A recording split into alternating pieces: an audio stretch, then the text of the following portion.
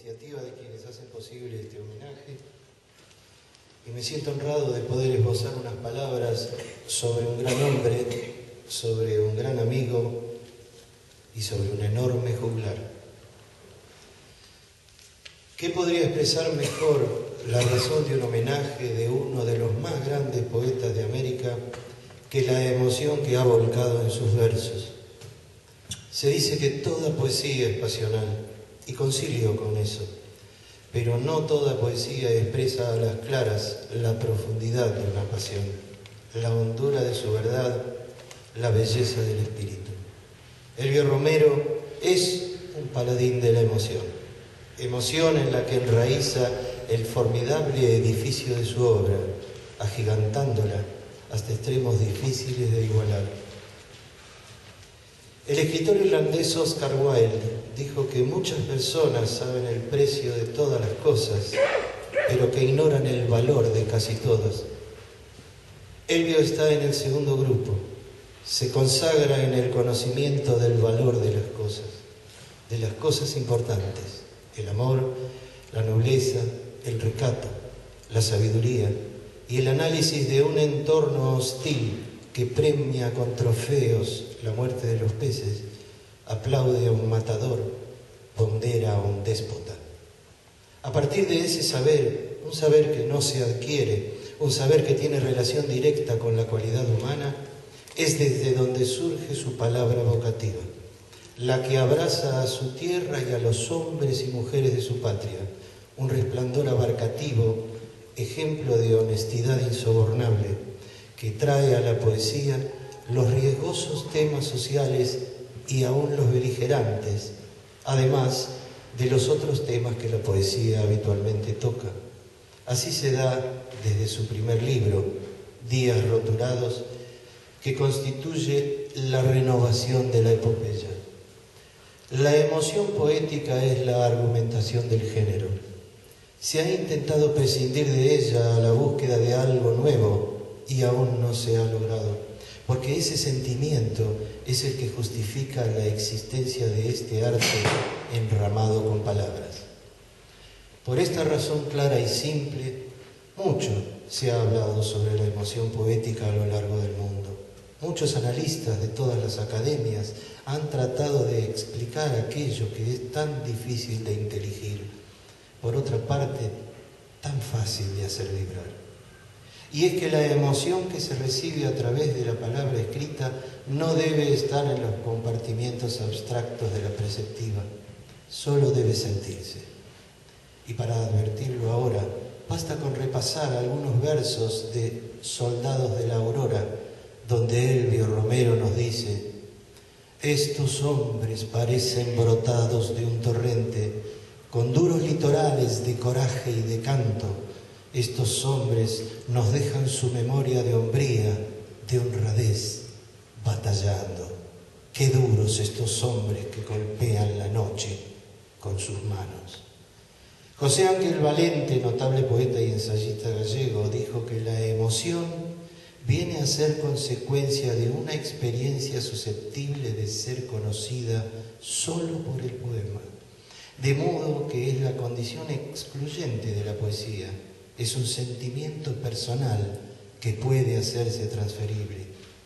¿Y sobre qué sentimiento se deja caer Elvio cuando dispone su pluma sobre el papel? ¿Qué acento elige para crear su universo emotivo?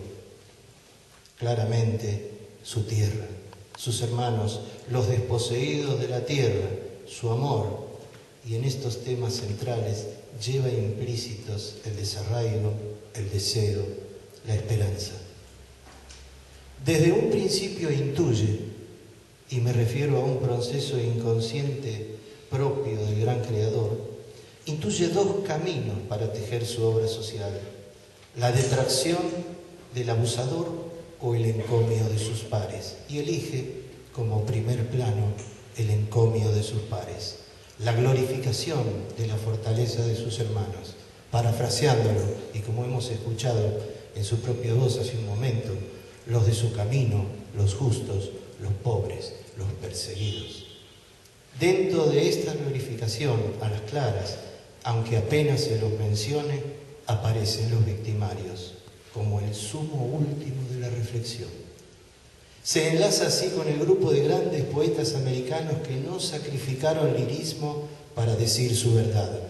El peruano Manuel Escorza y el argentino Armando Tejada Gómez, y algunos otros fragmentos dentro de vastas obras, como fueron las de Alberto Hidalgo, poeta peruano que vivió entre nosotros, y las del dominicano Manuel de Cabral, quien también vivió algunos años en Buenos Aires. Y si Manuel Escorza y Armando Tejada Gómez no han sido aún mejor considerados en la historia de las letras americanas, es porque quienes detentan las alternativas del reparto de títulos son colateralmente el blanco de sus palabras. Elvio Romero elige el vigor del hombre sufriente como base de su construcción.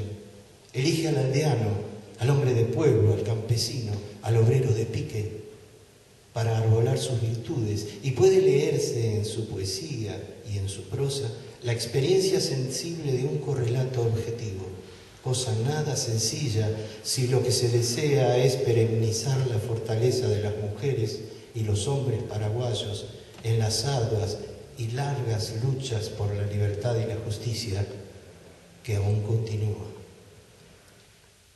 Si bien lo he mencionado ya en otras oportunidades, no puedo abstraerme ahora del poema Duro Quebracho, de su libro Resoles Áridos, en el que poetiza el duro trabajo del hachador de árboles, donde ese hachador y el árbol están atados por la misma pena, donde el hombre siente la ciega urgencia de vaciar el pecho, donde los hombres caen con los árboles que ellos mismos derriban.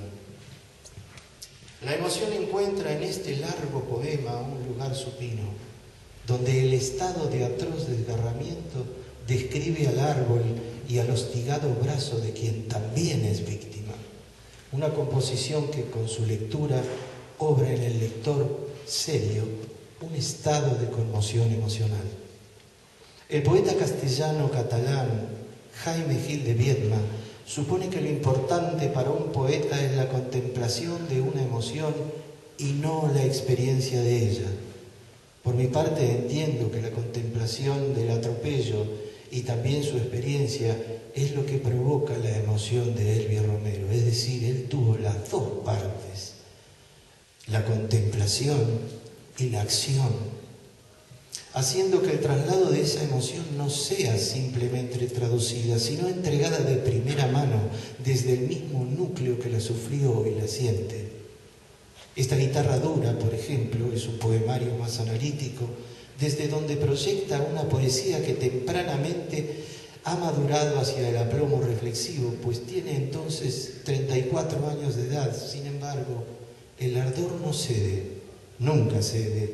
En el poema De nuevo, varón de pueblo, Elvio nos dice: de nuevo, varón del pueblo, jinete de un fogonazo, hay fuerza tuya en la patria, resplandor tuyo en los llanos, sangre tuya, nombre arriba, ardor tuyo, tierra abajo, vida de acción montonera en un lucero encarnado. Traduce aquí sensaciones y logra llevarlas a las palabras con un fervor semejante al de la arenga.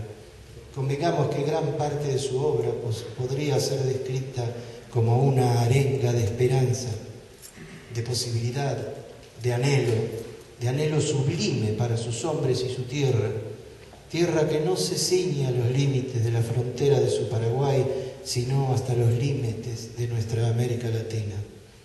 Emoción, inteligencia y capacidad creativa se reúnen en una figura capaz de atravesar la adversidad para descargar su verbo esplendente sobre un mundo embravecido por la concupiscencia, por la ambición, por la pérdida de norte y en un decadentismo humanístico que parece no tocar fondo jamás. El poeta francés Baudelaire decía que quien no pudiera en algún modo salvar su niñez, quien haya perdido toda afinidad con ella, difícil sería que llegase a ser artista, que nunca puede ser poeta. La sensibilidad infantil constituye, por así decir, un campo continuo Y la poesía no aspira a otra cosa que a lograr la unificación de la sensibilidad aprendida en los primeros años de vida. Y esa es la contingencia de Elvio Romero, el recuerdo de una niñez nutrida de pueblo, de carretas y campos y de las cosas ponderables del hacer rural, donde naturaleza y hombre son un solo individuo, sin perder nunca de vista, como ya dijimos, las cosas más significativas de la vida. Los valles imaginarios, el libro de leyendas y mitos oídos durante aquellos primeros años y comprendidos después, le han permitido esbozar, casi documentar, la memoria colectiva de sus coterráneos y resurgirla con un grupo de poemas que maravillan precisamente por su emoción, y quien conozca Cielito del Paraguay, pieza que se va a escuchar hoy, que está incluido en su libro póstumo Cantar de Caminante, creerá que es una composición naif, producto de un embelezamiento de la niñez, pero se trata de un tema maduro, como solo puede ser la conquista de una enamorada. Con estas sutilezas muestra Elvio la carga sentimental que lo convoca, y al ejemplo nos llama la poderosa síntesis de los sayoreos, primer poema del libro, Flechas en un arco tendido, que comienza así: esos somos, las flechas en un arco tendido, la despreciable indiada. Dos versos de concentración extrema, de significado, de sentimiento, con la misma carga emotiva que tiene en nosotros, los innombrables.